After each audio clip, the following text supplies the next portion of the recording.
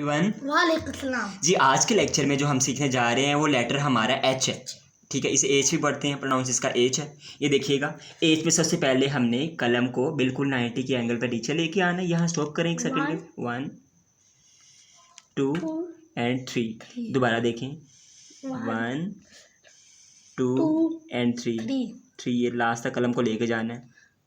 1 2। इसमें मिस्टेक ये होती है कि हम लाइन को ऐसे छोड़ देते हैं, पर छोड़ना नहीं है, लास्ट तक लेके जाना है। ये गलती बहुत, और यहाँ भी एच में भी ये गलती करते हैं। ये देखिए, 1 देखें दोबारा, 2 1